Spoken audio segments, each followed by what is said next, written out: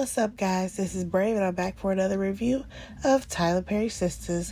This is Season 6, Episode 10, and the episode is titled The Aftermath. Let's get right into this review. So we start this episode off with Maurice having a conversation with Logan. He is letting Logan know that he is the person who was behind this. Him and Q, they were partners in trying to rob the bank. Sabrina had nothing to do with it. He's ready to go to jail. However, Logan is like, not so fast. I have questions. He wants to know who the other guys were that were involved in this, but we all know that Maurice has no idea who those guys were because he did not really plan this with Q. He's just trying to clear Sabrina's name, right? Which I'm like, okay, you finally decided to take some type of accountability. However, I didn't think you were going to go this route, Maurice. So he tells Logan that, that was Q's job to get the other guys involved or whatever.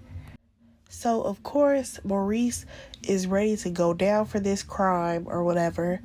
But Logan, you can already tell he is questioning if Maurice is even being honest or whatever, because you already know Maurice is acting like Maurice in the situation. But he says that he's going to go talk to the DA about it so they can see what they're going to do with Maurice. So that was that scene. Baby, let's go ahead and move on because we see Pam.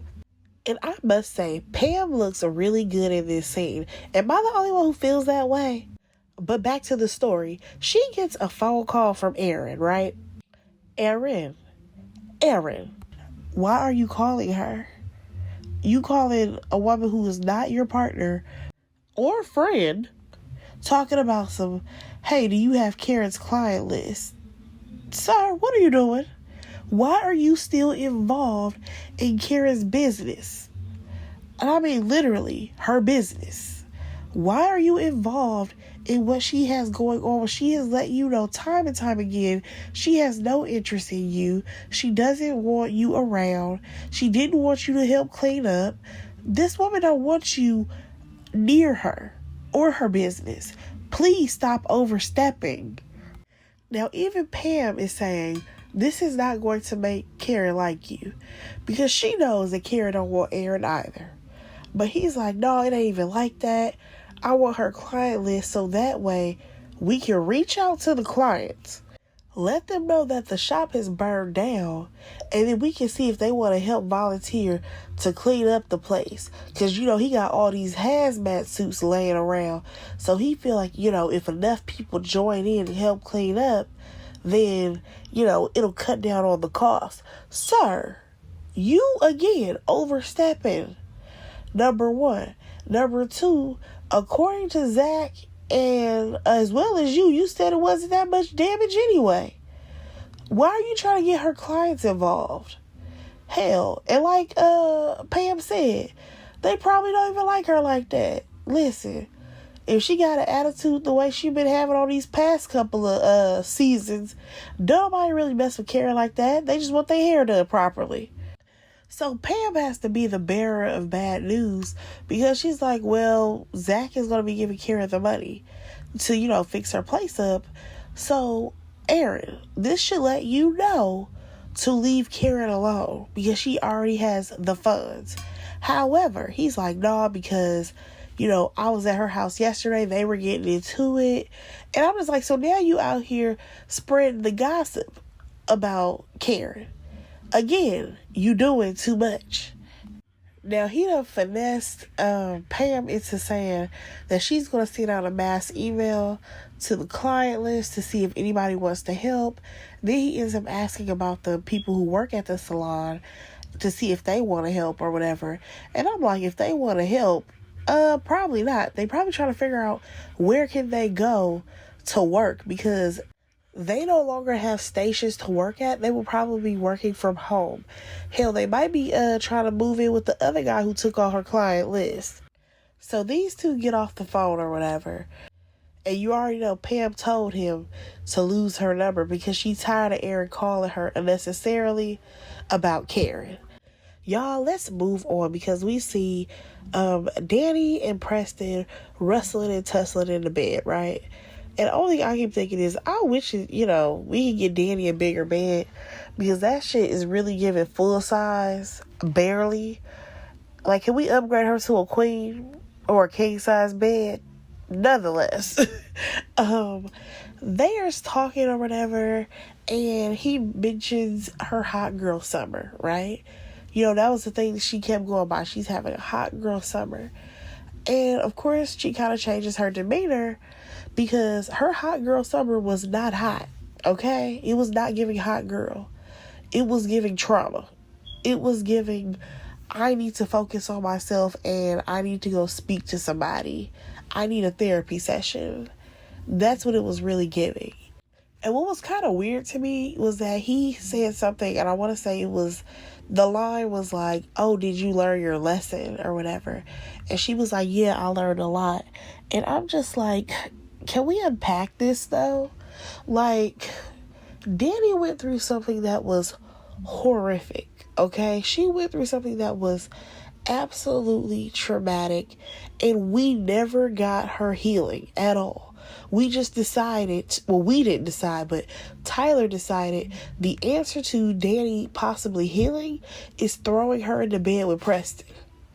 I don't understand that concept.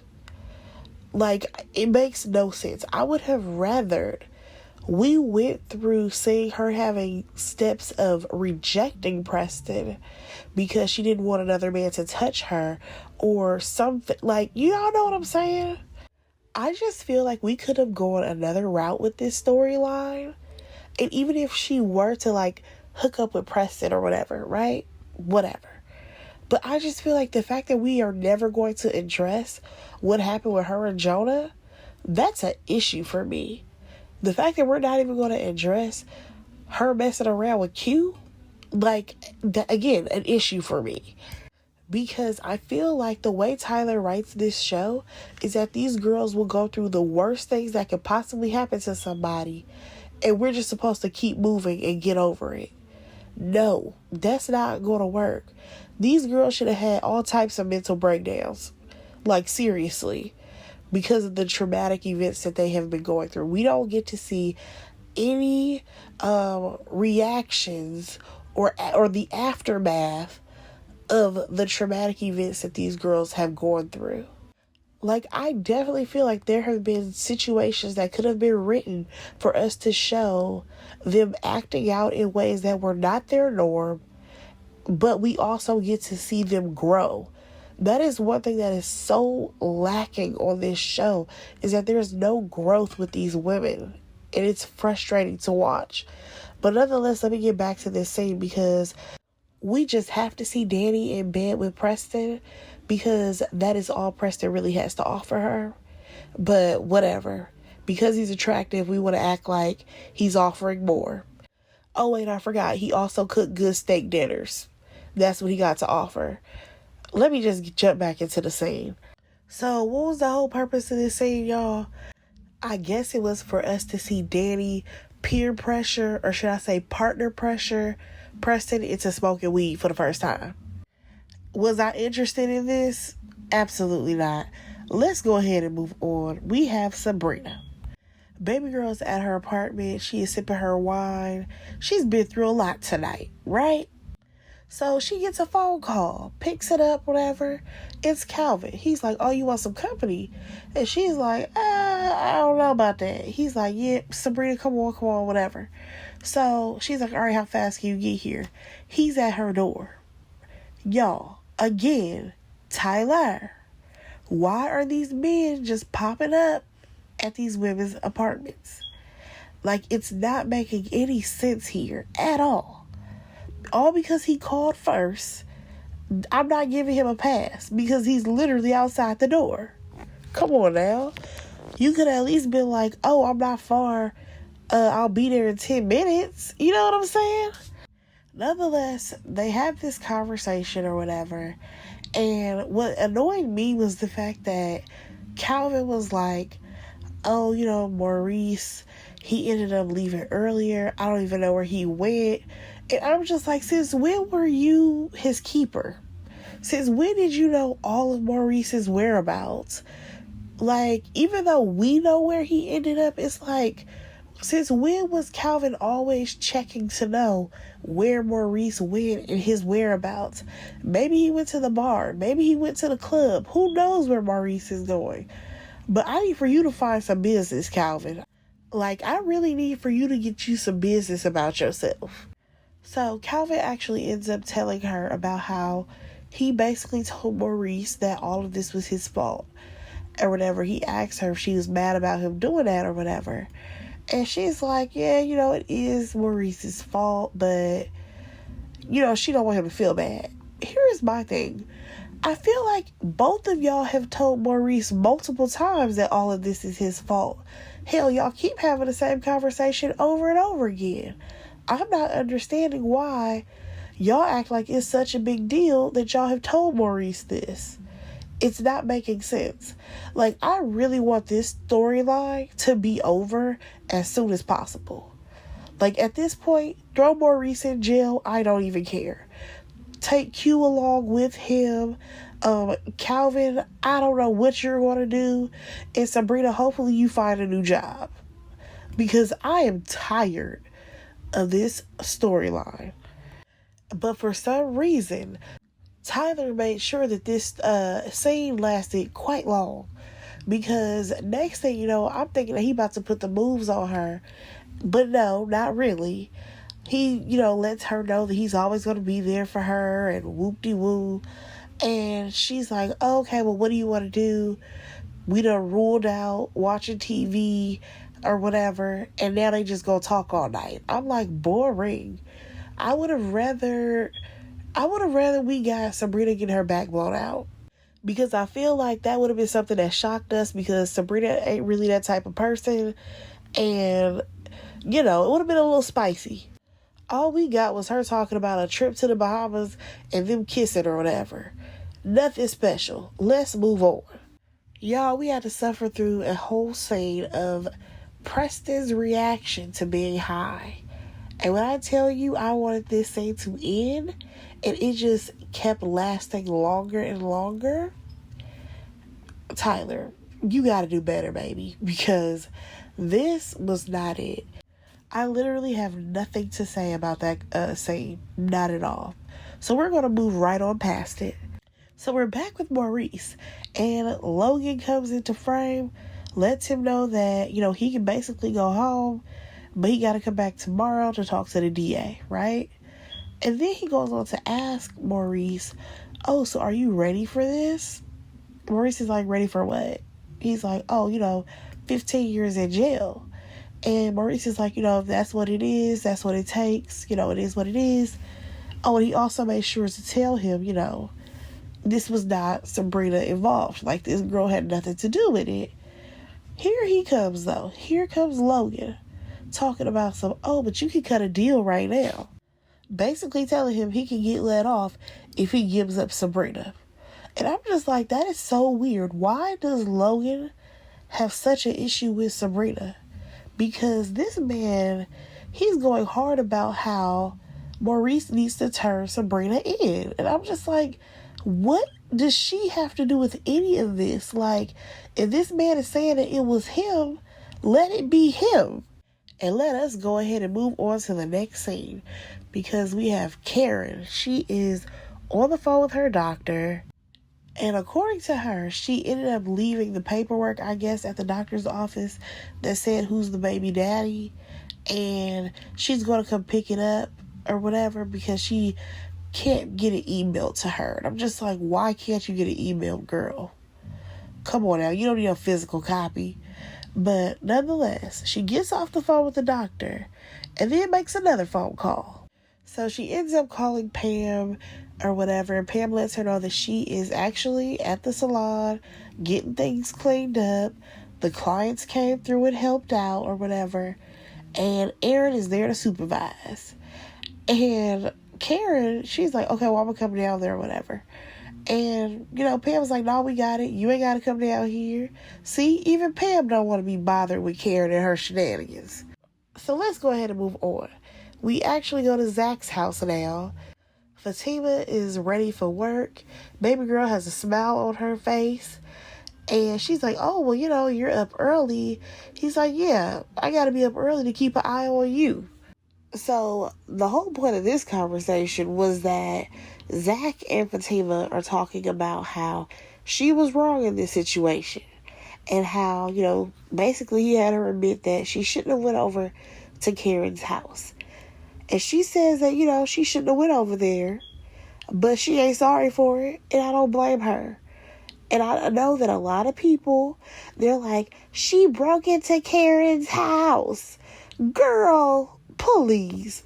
That woman straight up said that she was leaving the door open for Zach. And she proudly stated this to anybody who would listen. Not only did she tell Zach multiple times that she was leaving the door open for him, she told her homegirls that I'm about to have sex with this man and y'all need to get about my house. Okay? Acting completely reckless. I honestly don't feel bad for her because she was literally plotting or having sex with somebody else's man. I'm not about to sit up here and give Karen no kind of passes. At all. Like, you were the idiot who left your door unlocked. And like I said previously, what was Fatima supposed to do with that information? That Karen is plotting to have sex with her man. What is she supposed to do with that information? Just sit back, twiddle her thumbs, and be like, well, this too shall pass. I guess. I'm waiting on Karen to leave me and Zach alone, even though I've told her on multiple occasions that we are trying with you, but you keep on stirring mess up. Like, I really need y'all to make it make sense.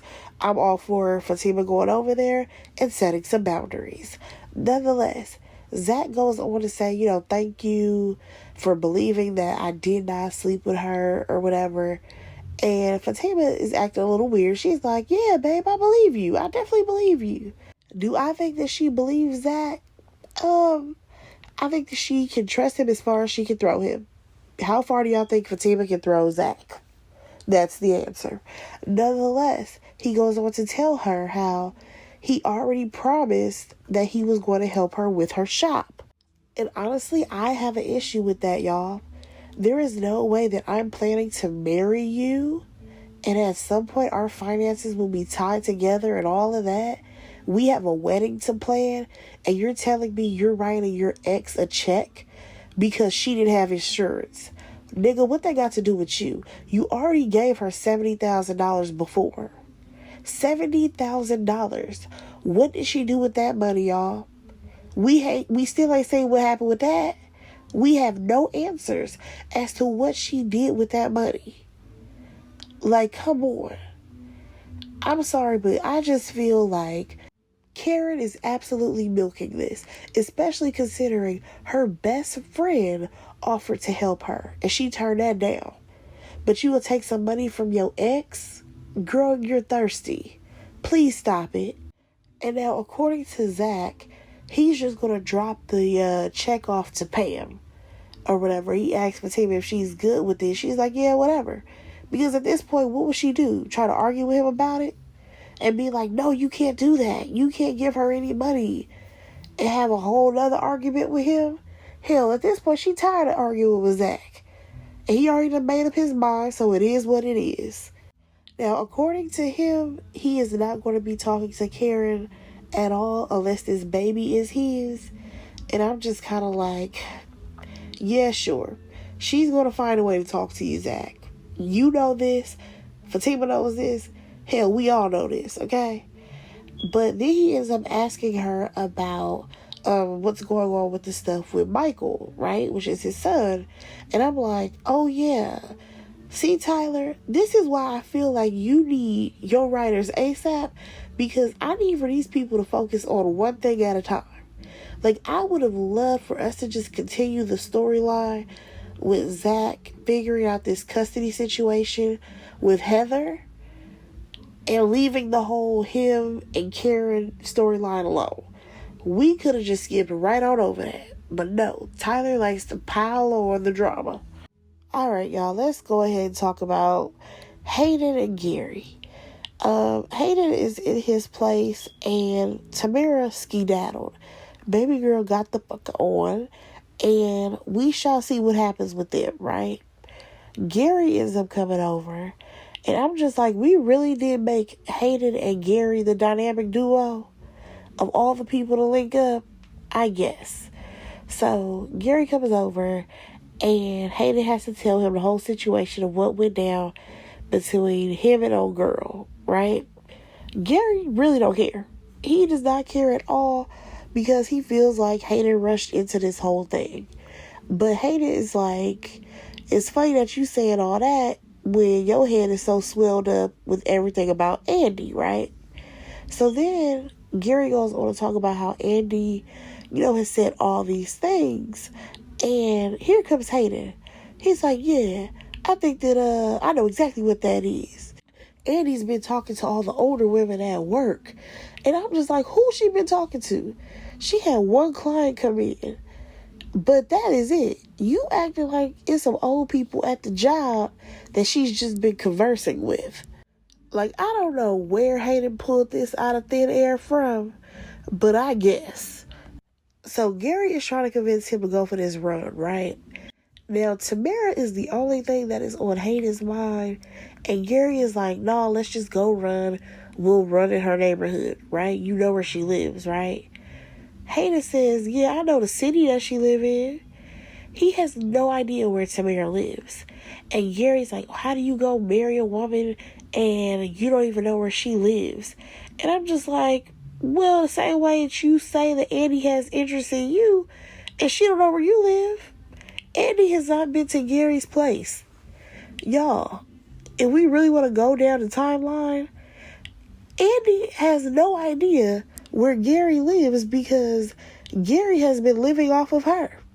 So I don't see the difference here. But because Gary put Andi in the penthouse, he feels like, oh, well, I know where my woman is. Yeah, because you put her there. Let's just go ahead and move on, y'all. We get to the damn law office. Andi walks by Fatima and is like, Fatima, we need to talk. And I'm like, girl, don't be bringing y'all home drama to work. Y'all, I'm sorry, but when did Andi get all this mouth? When did Andi decide that she was going to boss up at this point to try to, son Fatima? And why is Fatima shaking in her boots? What is this scene? I am so confused. Nothing shakes Fatima. Okay, nothing. And I'm like, why is she walking in here trembling? I get this whole oh, I don't want to lose my job, but I'm just giving a major side eye to the way that we're handling this at work because this had nothing to do with work at all. I would have rather, Andi say, hey, Fatima, after work today, can I actually have a conversation with you? But not at the top of the morning. And then for Andi to be like, yeah, because of you and your aunt. No, I can't fire you because of you and your antics last night. And I'm just like, I hope you're having a conversation with Karen as well soon. Because baby girl was acting a fool as well. And then we get to Andi's line of questioning or whatever. Like, oh, what happened when you went home or whatever. And Fatima's like, okay, everything went well, right? Why did Andi ask her, well, did you believe that Karen and Zach didn't sleep together? And Fatima's like, oh, well, I paid the owner so that I could see the footage. And I'm like, Tyler, don't make her that insecure. Because, first of all, when did she have time to go to this business? Because they should have been closed, okay? They should have been closed the previous night. And at the top of the morning, when did she have time to stop over there so that way she could go look at this footage? Come on now, Tyler. Get it together. Nonetheless, I hate this idea of Fatima being so insecure that she had to go look at some camera footage. Couldn't she just believe her man? No, we can't get that storyline? Okay, fine. But also, I'm just kind of looking at Andi sideways because, do you think that's okay? That your best friend is out here lying, saying that she slept with my man unnecessarily? And this is something that happened 3 years ago? I just want to see some accountability for Karen. Yeah, she was wrong for yelling out that this man slept with her when he did not. She was also wrong for shoving that paper in his face that was blank.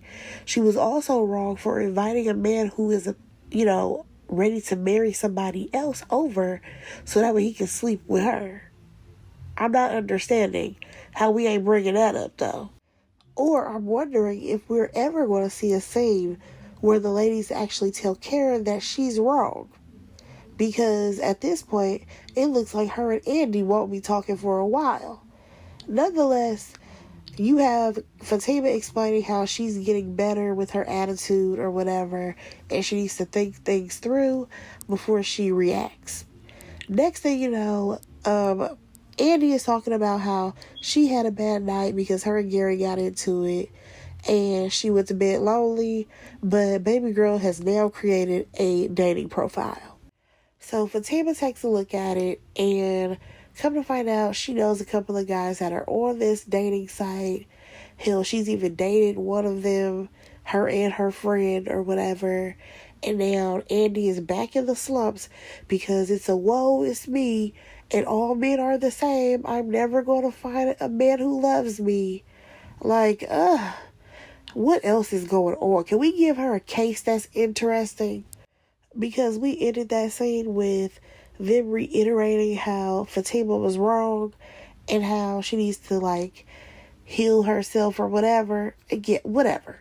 Let's go ahead and move on. Alright, so we see Sabrina and Calvin.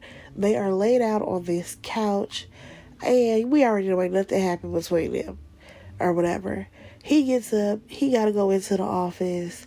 He tells her that, she should call him later. Alright, this man is out the door, and she decides to call Danny. She calls Danny and is like, oh, have you talked to Karen? And Danny's like, you already know she ain't gonna, call none of us. So she says, oh, Sabrina, talking about well, I think that we should go over there before we head into work. Bitch, what job you got? You ain't got no job. You should have said, let's stop by before I go job hunting. Because that's what you need to be doing. Nonetheless, it is what time in the morning? What is up with y'all showing up before work? Let me tell you something. One thing about me is can't nobody come see me before I go to work. Nobody, okay? You come to my house before I have to go into work, baby, you gonna be standing outside that door. I'm not opening my door for you. I only like visitors after hours. Come see me after I done finished working. Nonetheless, back to the story at hand. They decide that they are going to go see Karen without Andi because she don't need to be there. And I'm like, that's funny that you say that she don't need to be there. The same way y'all didn't need to be there at Karen's house just to pop up on her without even knowing why y'all were there. Nonetheless, that was pretty much where that ended. Oh, wait, no. That is not where the show ended. We had to end with Preston putting on Danny's work outfit. And I'm just like, he only hit the weed one time. And he didn't seem like he was interested in smoking anymore. He can't still be high this many hours later. Tyler, do better. Y'all, that was the episode. I have no idea how I have talked for this long, but go ahead and like, comment, and subscribe to my channel, and I will talk to y'all in the next review. Bye, guys.